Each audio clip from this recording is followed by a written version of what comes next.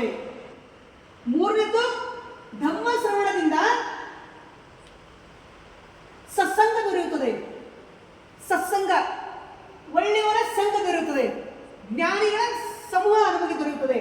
ಖಾಲಿ ಧಮ್ಮ ಶ್ರವಣ ಕೇಳೋದ್ರಿಂದ, ಇನ್ನು ಮಾಡೋದ್ರಿಂದ ಎಷ್ಟು ಲಾಭ ಗೊತ್ತಿಲ್ಲ. ಮೊದಲ ಕೇಳೋದ್ರಿಂದ, ಖಾಲಿ ಕೇಳೋದ್ರಿಂದ ಲಾಭ ಆಗುತ್ತವೆ, ಮಾಡೋದ್ರಿಂದ ಇನ್ನು ಎಷ್ಟು ಲಾಭ ಆಗ್ಬೋದು.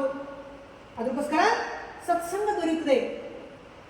ನಾಲ್ಕನೇದಾಗಿ ಧಮ್ಮ ಶ್ರವಣದಿಂದ ಮನುಷ್ಯನು ಆನಂದನಾಗ್ತಾನೆ.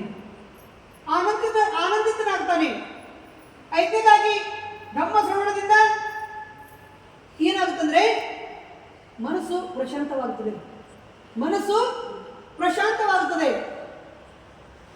ಧಮ್ಮ ಶ್ರವಣದಿಂದ ಮನುಷ್ಯನಿಗೆ ಸರಿಯಾದ ದಾರಿ ದೊರೆಯುತ್ತದೆ.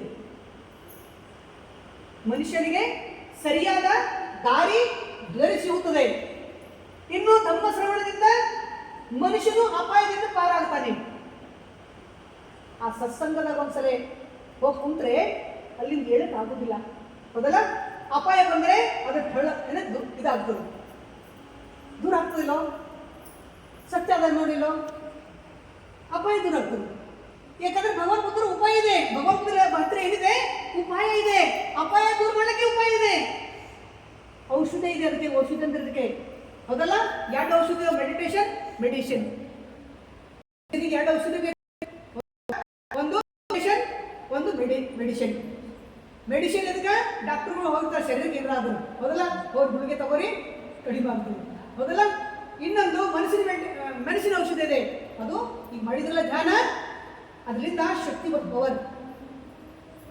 ಮನಸ್ಸಿಗೆ ಆಹಾರ ಬೇಕು, ಶರೀರಕ್ಕೆ ಆಹಾರ ಯಾವ ರೀತಿ ಬೇಕೋ ಮನಸ್ಸಿಗೆ ಆಹಾರ ಬೇಕು.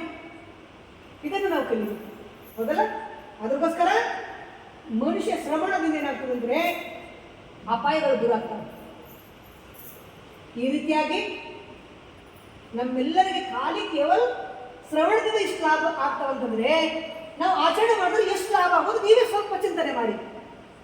ಕೇವಲ ಕೇಳೋದ್ರಿಂದ, ಓದೋದ್ರಿಂದ ನಮ್ಗೆ ಎಷ್ಟು ಜ್ಞಾನ ಸಂಪನ್ನ ಆಗ್ತದೆ, ನಾವು ಆಚರಣೆ ಮಾಡಿದ್ರೆ ನಮ್ಗೆ ಎಷ್ಟು ಆಗ್ಬೋದು, ಅಷ್ಟು ಆಗ್ತದೆ. ಅದಕ್ಕೋಸ್ಕರ ನಾವೆಲ್ಲರೂ ಅದಕ್ಕೆ ವಿಹಾರ ಅಂದ್ರೆ ಏನು? ವಿಹಾರದಲ್ಲಿ ಏನು ನಡೀತದ? ವಿಹಾರದಲ್ಲಿ ಇಲ್ಲಿ ಶಿಕ್ಷಣವನ್ನು ಕೊಡ್ತಾರೆ. ಅಂತ ಶಿಕ್ಷಣ ಮೊದಲ ವಿಹಾರದಲ್ಲಿ ಅಂದ್ರೆ ವಿಹಾರಕ್ಕೆ ಯಾಕೆ ಬರಬೇಕು? ವಿಹಾರದಲ್ಲಿ ಬಂದು ಏನು ಮಾಡಬೇಕು?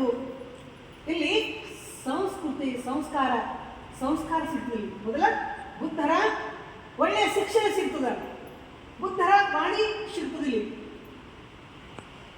ಈ ರೀತಿಯಾಗಿ ಭಗವಾನ್ ಬುದ್ಧರು ನಮ್ಮೆಲ್ಲರಿಗೆ ಇಂಥ ಒಂದು ಕೇವಲ ಕೇಳೋದ್ರಿಂದ ಇಷ್ಟು ಲಾಭಗಳಾಗಿವೆ ಅಂದರೆ ನಾವು ಆಚರಣೆ ಮಾಡಿದ್ರೆ ಬಹಳ ತೃಪ್ತಿದಾಯಕವಾಗ್ತದೆ. ಆ ರೀತಿಯಲ್ಲಿ ಭಗವಾನ್ ಬುದ್ಧರು ನಮ್ಮೆಲ್ಲರಿಗೆ ಇಂಥ ಒಂದು ಧಮ್ಮವನ್ನು